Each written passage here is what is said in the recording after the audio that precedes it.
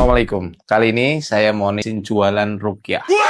Bukan garam ruqyah ya teman-teman, tapi novel ruqyah yang saya tulis. Ini adalah novel pertama saya yang mengisahkan awal mula saya terjun di dunia ruqyah. Sebenarnya awalnya ketika nenek saya sakit di tahun 2005, keluarga kami itu ditipu sama seorang dukun. Jadi dukun itu didatangkan oleh keluarga jauh kami, dan dia minta bayaran 7 juta rupiah hanya untuk bawang putih yang katanya sudah dirituali sebagai benteng goib nenek saya. Karena dia bilang katanya nenek saya itu disantet.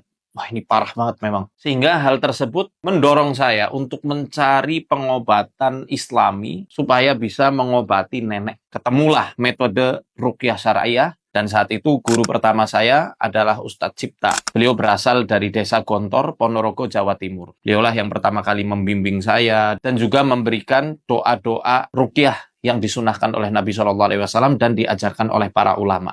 Dengan ikhtiar pengobatan medis yang digabungkan dengan ruqyah syariah yang dibacakan secara rutin di rumah nenek, alhamdulillah kondisi beliau berangsur-angsur pulih. Bahkan halusinasinya hilang. Beliau secara terang-terangan mengatakan merasa bahagia karena saya termasuk cucu yang paling dekat dengan nenek saya karena sering nginep di rumah nenek, wayangan bersama nenek. Beliau senang banget ketika cucu laki-lakinya itu membacakan doa serta ngaji untuk beliau. Sehingga semangatnya untuk sembuh itu bangkit dan juga wasilah keberkahan Al-Quran itu Allah alirkan. Dari situ saya mulai serius dan juga jatuh cinta dengan pengobatan ruqyah syariah. Kemudian masa SMP telah selesai, saya memiliki keinginan untuk masuk pesantren. Akhirnya waktu itu keliling dari Jogja sampai tiba di Pondok Modern Darussalam Gontor 2 di Siman Madusari, Ponorogo, Jawa Timur. Ponorogo adalah kota yang waktu itu asing banget bagi saya. Nggak tahu, cuma tahu kesenian reoknya saja. Waktu SMP saya punya pikiran bahwa Gontor itu mengerikan. Banyak orang yang mengatakan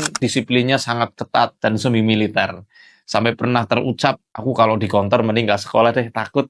Tapi ternyata saya kemakan omongan sendiri ketika sampai di Pondok Modern Darussalam Gontor. Saat itu juga saya langsung jatuh hati dengan Gontor. Dan saya langsung mengatakan, ini tempatku nyantri. Bapak saya kaget, karena tadinya cuma survei saja. Ketika saya melihat foto Trimurti, ada Kiai Haji Ahmad Sahal, Kiai Haji Zainuddin Fanani, kemudian Kiai Haji Imam Zarkashi, kemudian saat itu ada Kiai Haji Hasan Abdullah Sahal selaku penerusnya, Kiai Haji Abdullah Syukri Zarkashi. Saya melihat foto-foto mereka itu seperti ada roh spirit yang merasuk ke jiwa saya.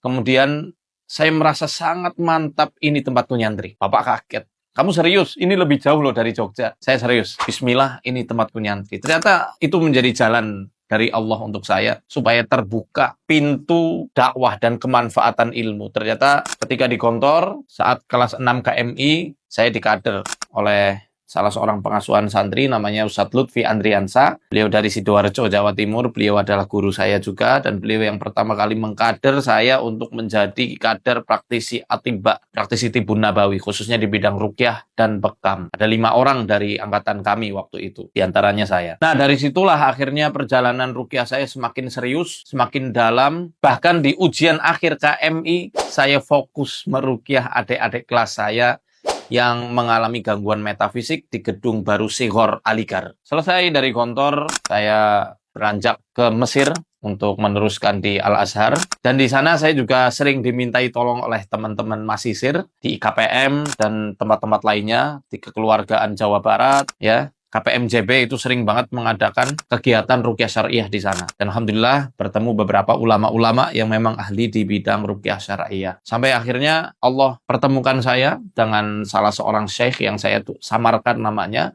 Syekh Aiman. Saya tulis di buku ini dengan nama samaran Syekh Aiman, yang mana beliau adalah ahli ilmu, ahli hadis, yang beliau mengatakan mengundang saya di suatu sore, aku Faizar katanya. Saya ini terkena sihir, beliau langsung mengatakan seperti itu. Saya yakin tidak mungkin seorang ahli ilmu langsung mengecap atau self-diagnose seperti itu saja, kecuali dengan saksi-saksi yang lengkap dan terpercaya. Katanya ada seorang wanita yang memang meletakkan sesuatu di halaman rumah beliau, saat itu perutnya terus-menerus mengembung dan nggak kurang-kurang beliau ikhtiar secara medis juga. Ketika saya ruqyah, dengan izin Allah muntah darah, sembuh, dan sebagai imbalannya beliau menawarkan privat untuk belajar ilmu takhrij hadis, ilmu musolah ya, ilmu hadis baik diroyah maupun riwayah. Beliau yang justru malah datang ke rumah kami. Beliau yang datang, bukan saya yang mendatangi. Saya menawarkan diri untuk saya saja yang datang, tapi beliau menolak. Nggak usah, karena mungkin juga di situ ada privasi keluarganya. Justru malah beliau yang datang ke rumah saya setiap sore waktu itu ya. Alhamdulillah,